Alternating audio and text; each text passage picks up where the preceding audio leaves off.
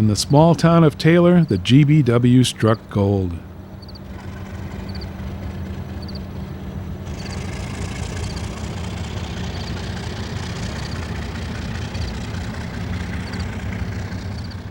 Golden silica sand began shipping out of Taylor in 1979 when Badger Mining Corporation came to town. Sandstone is mined underground, crushed and processed into high-quality silica sand. It's used for fracturing oil wells, sand casting, water filtration, and abrasives. At first, the processed sand was trucked to a loadout at Taylor. In 1992, Badger built a 2.5-mile spur line, including a new timber bridge across the Trempealeau River.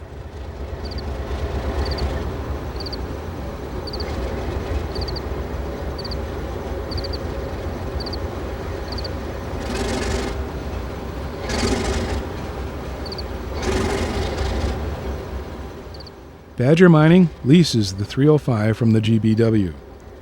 They began operating the spur with their own two-man crew on August 17, 1992.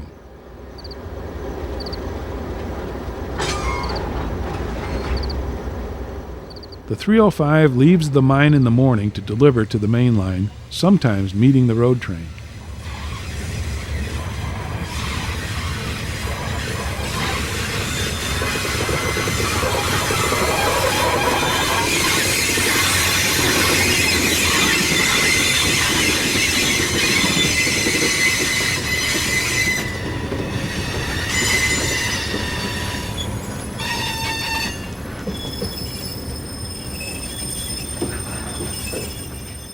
After picking up empties at Taylor, they returned to the mine at 10 miles per hour over their well-engineered line.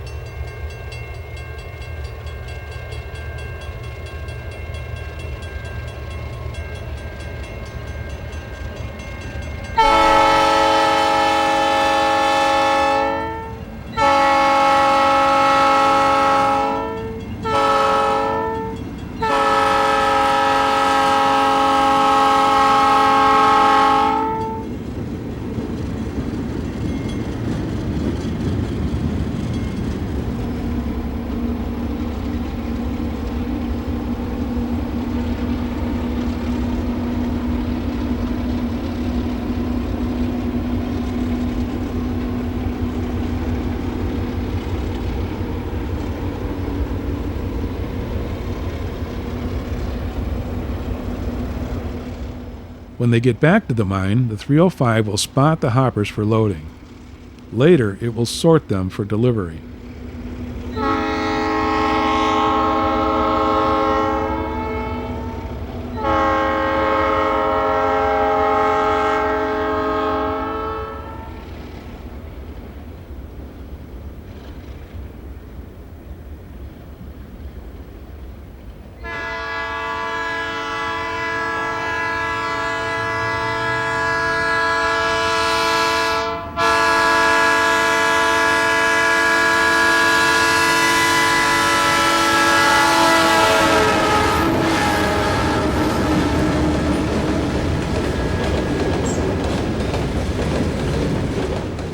When number 2 arrives at Taylor, they have at least a half an hour of work. Do you have a great deal of difficulty working Badger at Taylor, considering that whole yard is on a grade and they sometimes do not load uniformly? It's not a problem. Problem is track shortage for the switching that we have to do, because the cars go in a lot of different locations. And with having just a main line and a side track more to speak of, it's a lot of switching is involved. It's things you have to cope with when there isn't enough track.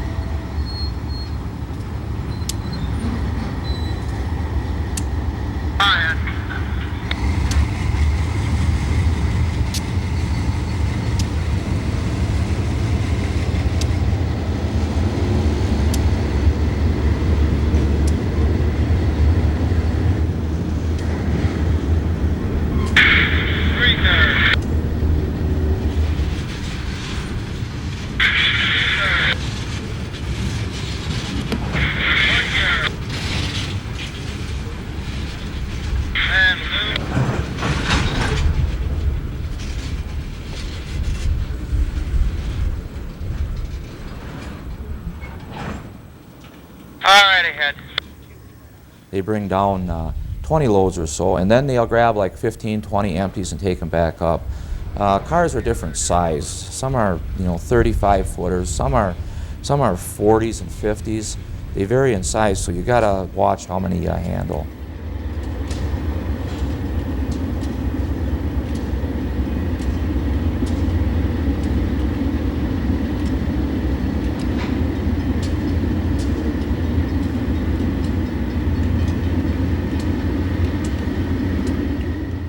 After they complete their work, number 2 faces a tough grade leaving Taylor. Even with a dozen cars, it's still a great show.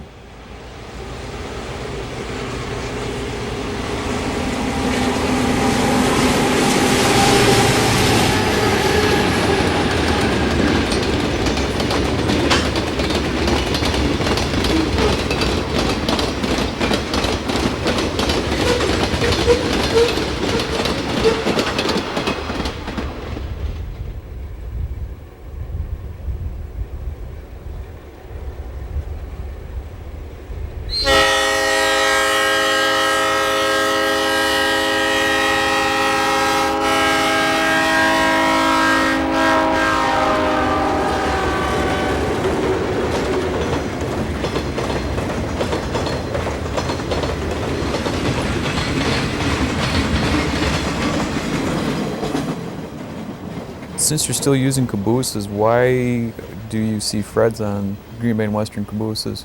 Generally, the conductor is not back there for the majority of the trip. He's up in the locomotive. And we had an instance at Plover before we got the Freddies. Somebody that was familiar with railroad operations got in between there and cut the caboose and some cars off at Plover and turned the angle cocks, and so we really had no idea that we left part of the train at Plover, Wisconsin, until we got to Wisconsin Rapids, Wisconsin, and when we pulled in, guess what? No hind end of the train. So after that, the management felt that they better be on the safe side and go to these Freddies, which is the greatest thing in the world. I wish we'd had them much sooner.